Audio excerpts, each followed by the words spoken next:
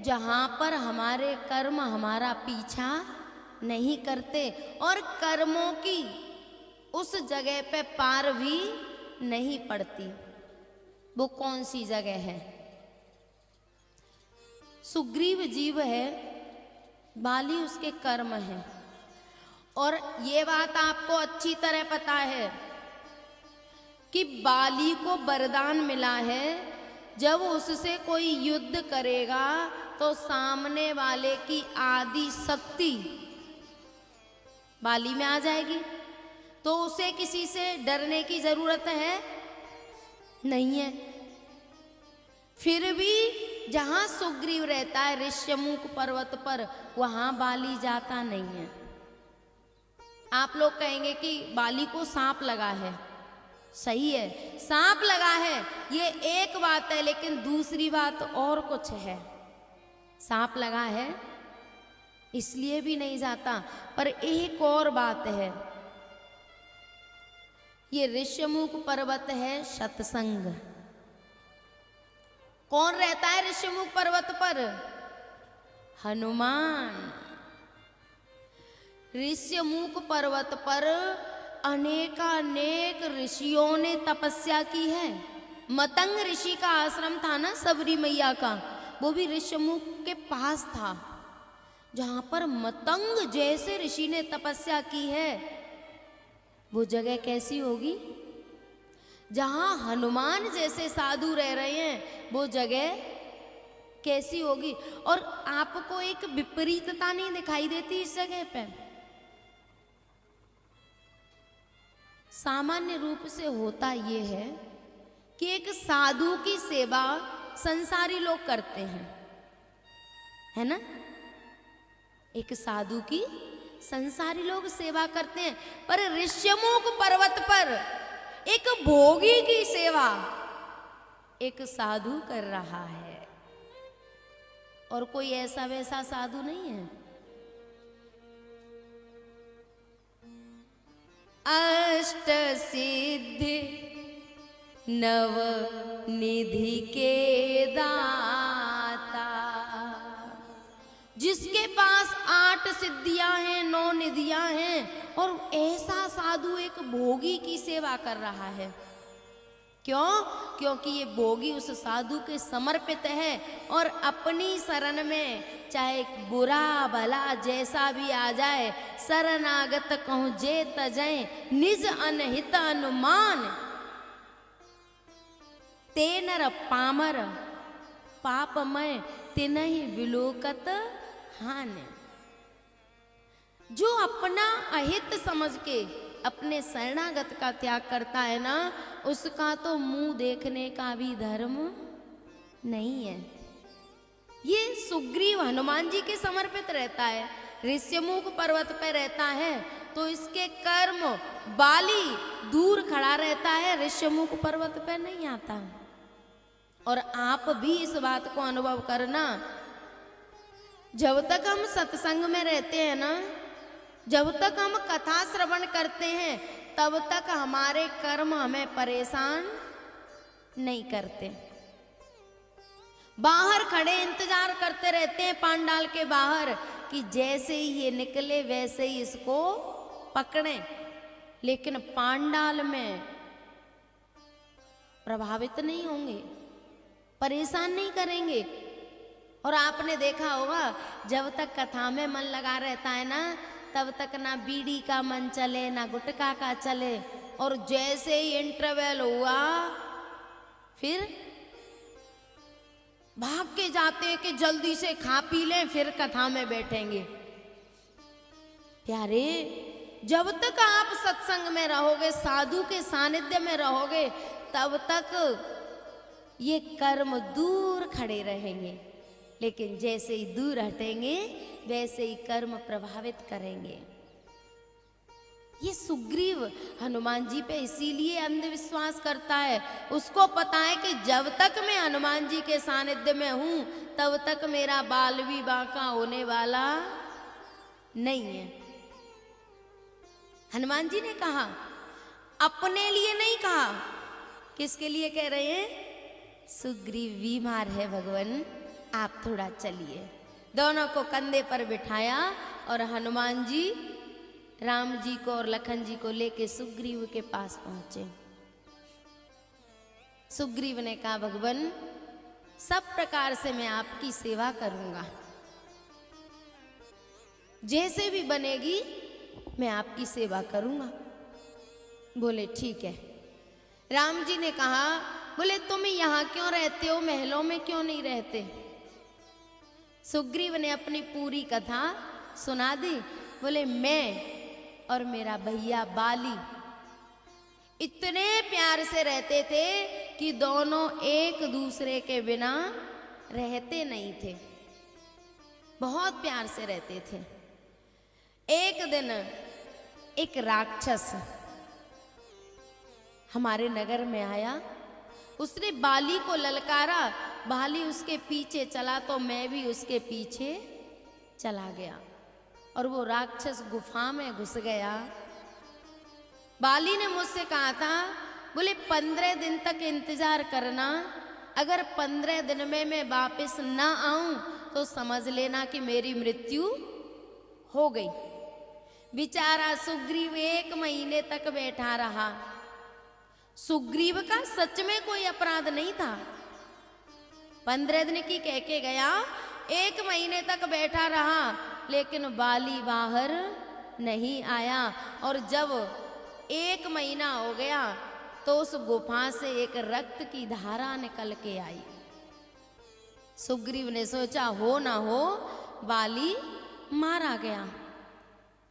अपने प्राण बचा के वो गुफा के दरवाजे पे एक पत्थर रख के महल में आया तो जो मंत्री थे उन्होंने उसका राज्य तिलक कर दिया।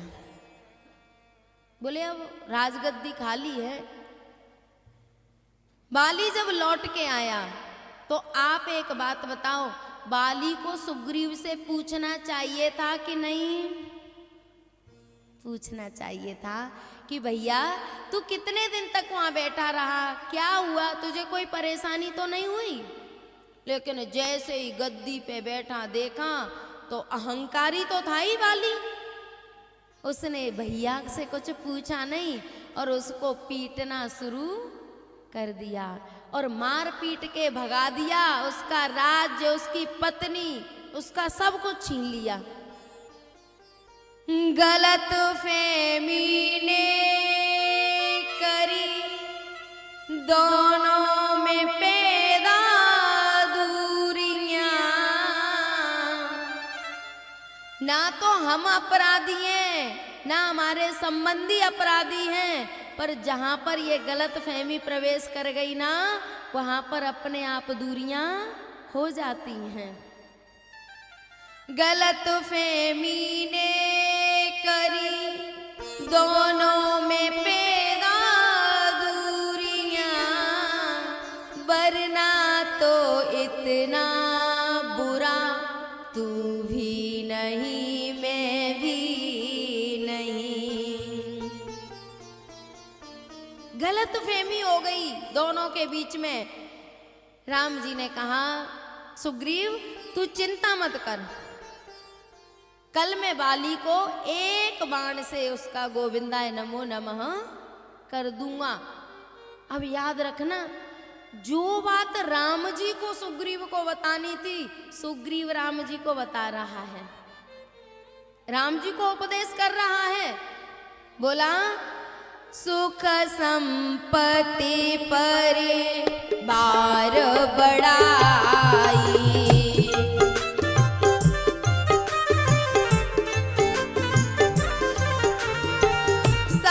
पर हर कर हूँ सेवकाई।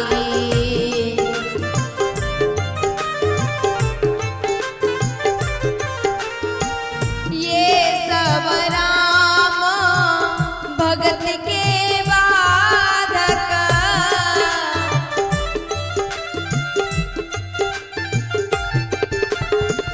कहो संत तव पद अवराई।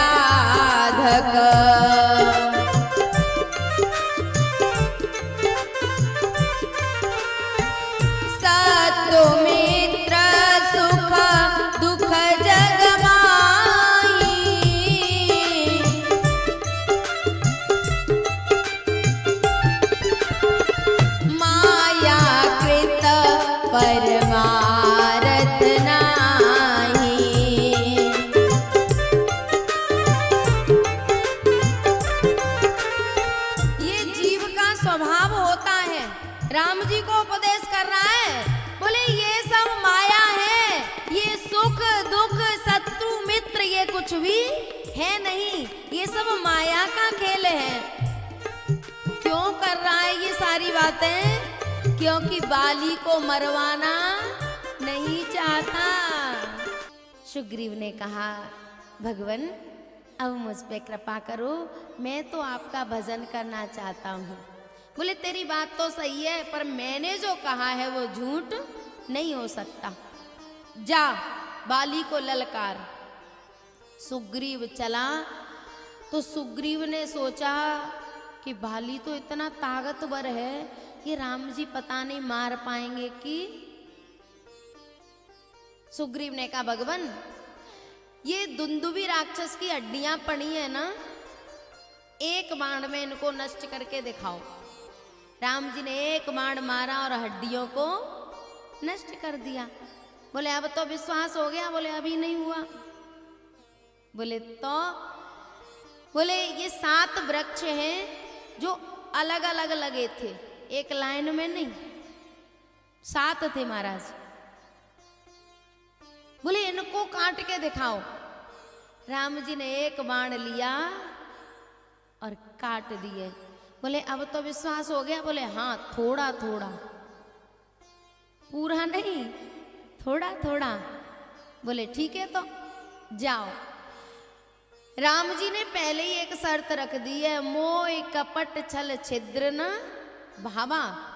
और जब सुग्रीव जा रहा है ना, तो सोच रहा है कि राम जी के बल से बात बनने वाली नहीं है, कुछ अपना छल भी करना पड़ेगा।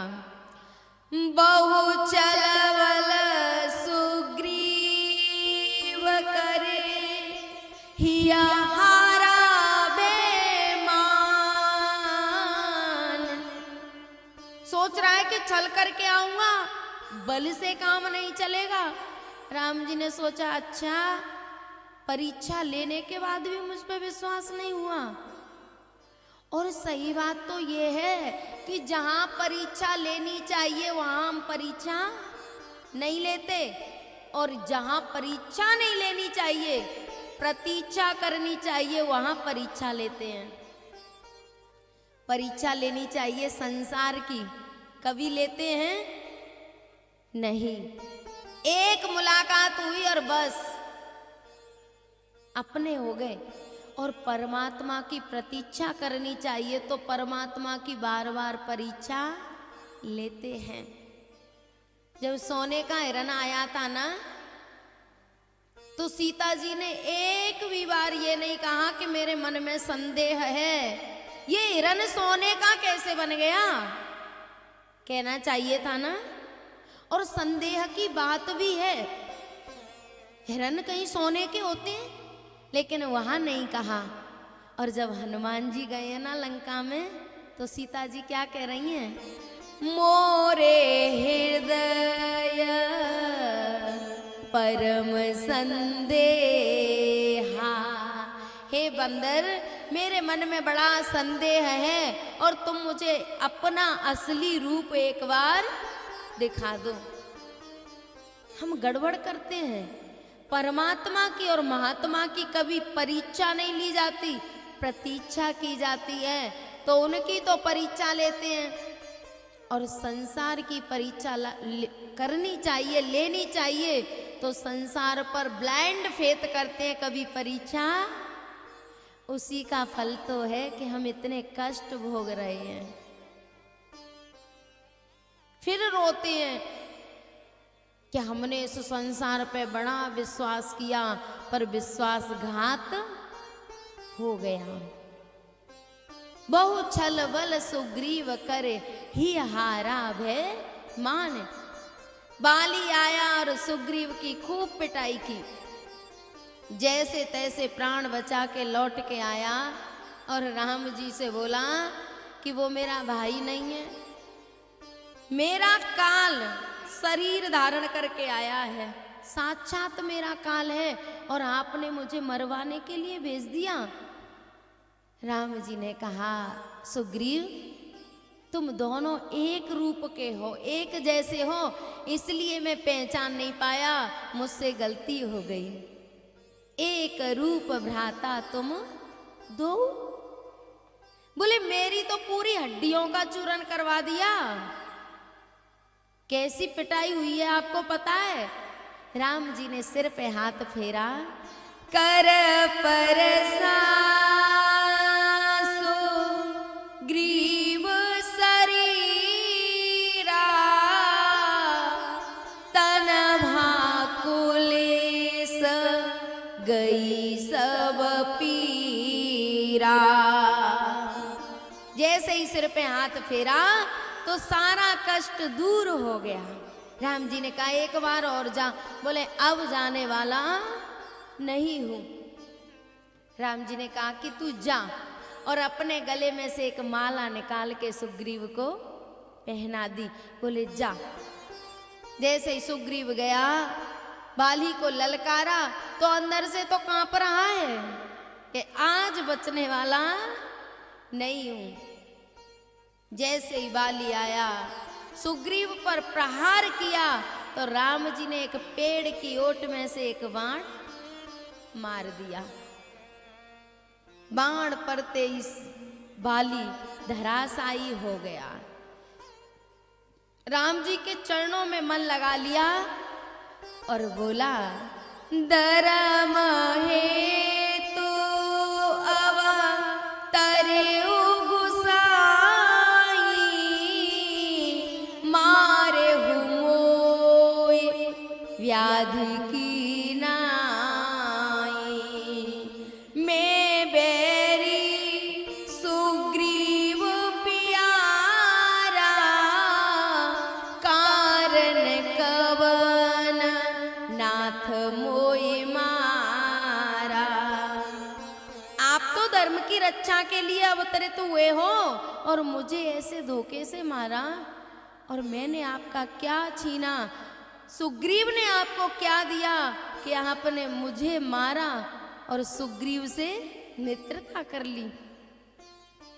एक दिन लखन जी ने भी राम जी से कहा था, बोले अगर मित्रता करनी थी तो बाली से करते, कम से कम ताकतवर तो था, और रावण से युद्ध करने की भी जरूरत नहीं पड़ती।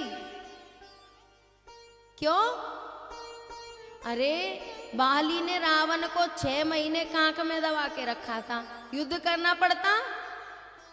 बोले इस भगोड़ा से मित्रता कर ली है, इससे कुछ लाभ होने वाला नहीं है। तब राम जी ने बड़ी प्यारी बात कही, लखन मुझे संतों की बातों पर बड़ा विश्वास है, और तुझे पता नहीं सबरी ने बाली का नाम नहीं लिया था तो सुग्रीव का लिया। तह हो ये सुग्रीव मिताई, इसलिए मैंने सुग्रीव से मित्रता की है। बाली ने कहा, बोले मैंने आपका क्या बिगाड़ा था जो आपने मुझे मारा है? राम जी ने कहा, प्यारे अनुज बधू भगिनी सुत नारी, सुन सट कन्या सम ये चारी। बोले छोटे भैया की पत्नी, पुत्र की पत्नी, बहन और बेटी, इन 4 को यदि कोई बुरी दृष्टि से देखता है तो उसको मारने में कोई पाप नहीं लगता। और वाल्मीकि जी ने तो एक और बात कही है। राम जी तो 4 संबंध ही बता रहे हैं, लेकिन वाल्मीकि जी ने कहा है, जननी सम जानई पर नारी, दन पराव बिसते बिस भारी। बेचारे कुछ ऐसे दुखी आत्मा आके बैठ जाते हैं, घर में तो सांस नहीं लेने देती, और यहाँ आके बढ़िया कुर्सी पे अपने आराम से सो जाते हैं।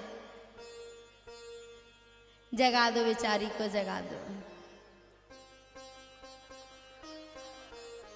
सब देख रहे हैं, कैमरा वाले दिखा रहे हैं तो मैं सोती हुई।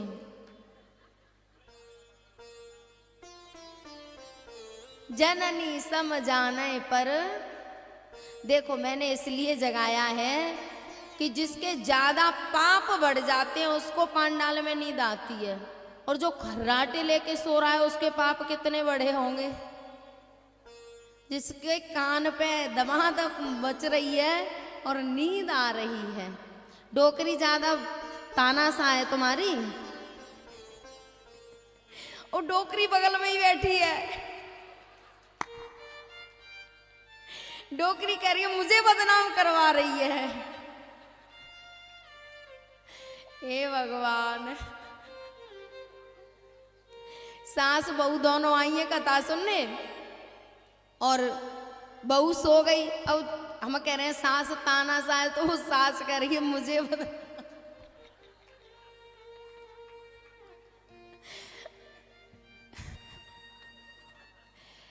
प्यारे, कथा बड़े सौभाग्य से सुनने को मिलती है, और कथा में आके सो गए तो समझ लो कि हमारे पाप ज्यादा बढ़ रहे हैं। जो कर कष्ट जाए पुण्य कोई, जातई नींद जुड़ाई होई। इसलिए जगाया है ना। वैसे ये कहते हैं सोते को जगाने का पाप होता है, पर कोई बात नहीं, मुझे तो लग जाए पाप, कोई चिंता नहीं। तो वाल्मीकि जी ने कहा है जननी सम जाने पर नारी। प्यारे, सही बात तो यही है कि यदि हम पराई नारी को माँ के समान समझेंगे, पराए धन को विष के समान समझेंगे, तो इससे बड़ा पुण्य कोई नहीं है। जब ये सबसे पहला स्रोत है स्रोत विकार आने का, अगर ये दो चीज अगर जीवन में आ गई ना, तो परमात्मा की बड़ी कृपा है। और पता है, ये राम जी ने सुग्रीव की पत्नी की वजह से बाली को बाण नहीं मारा है। हम सोचते हैं ना कि सुग्रीव की वजह से मारा है ना। अगर सुग्रीव की वजह से मारा होता तो जब बाली मर गया है तो तारा सुग्रीव के साथ रही है। रावण मारा गया तो मंदोदरी विभीषण के साथ रही है। साथ रहने से अपराध नहीं है। और बाबा ने कहा है जेहि अघवा देव बाद जिमि बाली, सोई सुकंठ पुण्य कीने कुचाली। बोले जिस पाप के कारण व्याधि की तरह बाली को मारा छुप के, और वो ही सुग्रीव ने किया, सोई करतूते विभीषण केरी, सोन राम सपने उही अहेरी। वही पाप विभीषण ने किया, लेकिन राम जी ने ना तो सुग्रीव को दंड दिया और ना विभीषण को दिया। तो बाली को क्यों दिया? बाली से कोई शत्रुता थी क्या? हाँ प्यारे, बाली से राम जी की पर्सनल शत्रुता थी, इसीलिए तो सुग्रीव से मित्रता की है। बाली तक पहुंचने के लिए सुग्रीव से मित्रता की है, नहीं तो राम जी को किसी की मित्रता की जरूरत नहीं है।